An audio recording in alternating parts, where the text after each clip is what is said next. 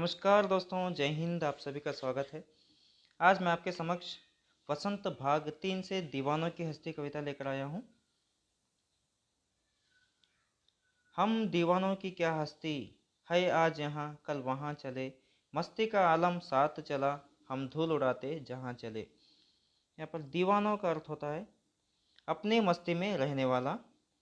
हस्ती का अर्थ होता है अस्तित्व, वजूद। आलम का अर्थ होता है संसार, जग, दुनिया। हम दीवानों की कोई हस्ती नहीं होती है, हम एक मस्त मौला व्यक्ति है। हमारा कोई अस्तित्व, वजूद, जीवन, संसार नहीं होता है। वह इस बात का घमंड नहीं करते कि वे एक बहुत बड़े आदमी है। ना किसी चीज़ को लेकर के कोई खोने का कोई मलाल नहीं होता है। वे अपने आप को एक साधारण व्यक्ति समझते हैं। है आज यहाँ कल वहाँ चले, आज यहाँ है तो कल कहीं और, उनका कोई ठिकाना नहीं होता है। वे खुद नहीं जानते कि वह आज यहाँ है तो कल कहाँ होंगे, उनके आने जाने का कोई ठिकाना नहीं होता है। मस्ती का आलम साथ चला, ऐसे लोग जहाँ भी जाते हैं वहाँ सारी खुशियाँ बांटते हैं। उनके आने से उस महफिल में खुशियों का वातावरण छा जाता है। हम धूल उड़ाते जहाँ चले।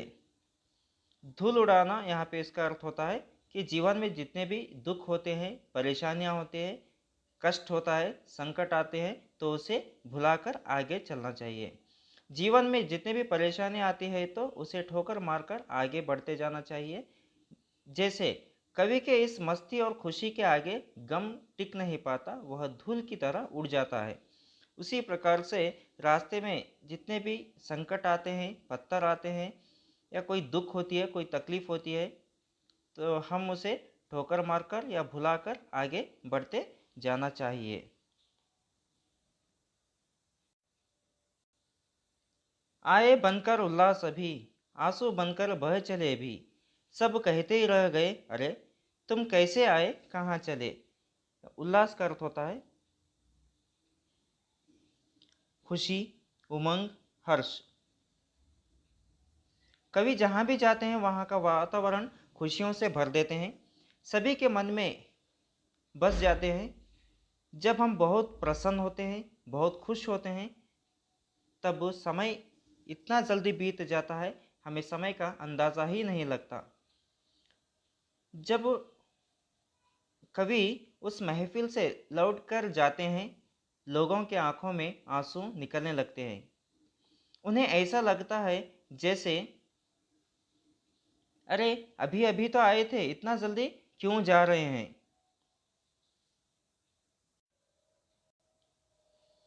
किस ओर चले यह मत पूछो, चलना है बस इसलिए चले, जग से उसका कुछ लिए चले, जग को अपना कुछ दिए चले।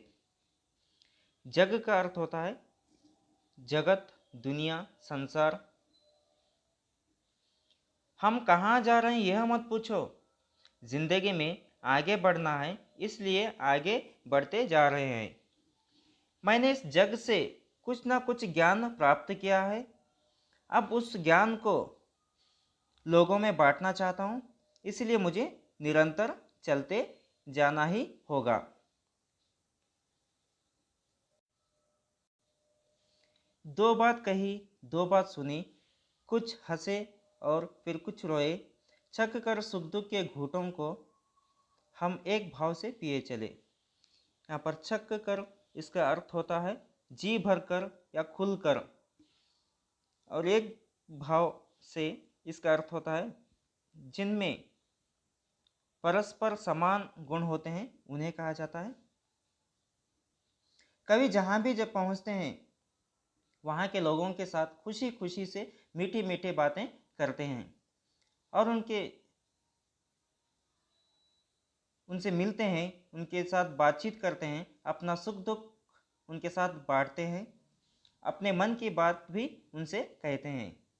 जब सुख के भाव जगे तो उनके साथ में मिलकर हंसते हैं, और जब दुख के भाव जगे तो उनके साथ में दुख भी अपना बांटते हैं। जब एक दूसरे के साथ सुख दुख बांटते हैं तो मन हल्का हो जाता है, कवि सुख और दुख के भाव को एक समान देखते हैं। जीवन में जितने भी गम आते हैं तो उसे पानी के जैसे सिप सिप कर कर पी लेते हैं और जीवन पथ पर आगे बढ़ते जाते हैं। हम भिखमंगों की दुनिया में स्वच्छंद लुटाकर प्यार चले, हम एक निशानी सी उर पर ले असफलता का भार चले।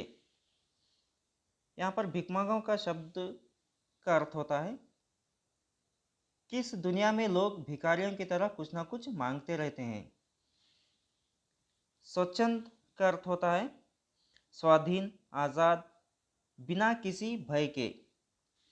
उर का अर्थ होता है हृदय, मन, दिल। भार का अर्थ होता है बोझ, वजन। असफलता का अर्थ होता है जो सफल न हो उसे कहते हैं। यह दुनिया स्वार्थी है। इस दुनिया में लोगों का स्वार्थ न हो तो वह किसी को भी पूछ कर नहीं देखते। इस दुनिया में लोग भिखारियों की तरह कुछ ना कुछ मांगते रहते हैं। इस भिखमंगों की दुनिया में हम अपनी मर्जी से अपना प्यार लुटाकर चलते हैं। अपने हृदय में यही एक निशानी लेकर आगे बढ़ते चलते हैं। उन्होंने कवि अपने जीवन में असफलता भी पाई है, लेकिन किसी और पर उनका बोझ नहीं डाला। उनका बोझ स्वयं उठाते हैं। लोगों के जीवन में जो असफलता होती है, उनकी तकलीफ होती है, उसे अपने हृदय में लेकर आगे बढ़ते चलते हैं। अब अपना और पराया क्या, आबाद रहे रुकने वाले, हम स्वयं बंधे थे और स्वयं हम अपने बंधन तोड़ चले। यहाँ पे आबाद का अर्थ होता है कुशल पूर्वक, खुशहाल। स्वयं का अर्थ होता है अपने आप, सेल्फ या खुद। कवि कहते हैं कि इस दुनिया में अपना पराया कोई नहीं होता है। अब मुझे अपने पराये को लेकर के कोई पक्षपात नहीं है।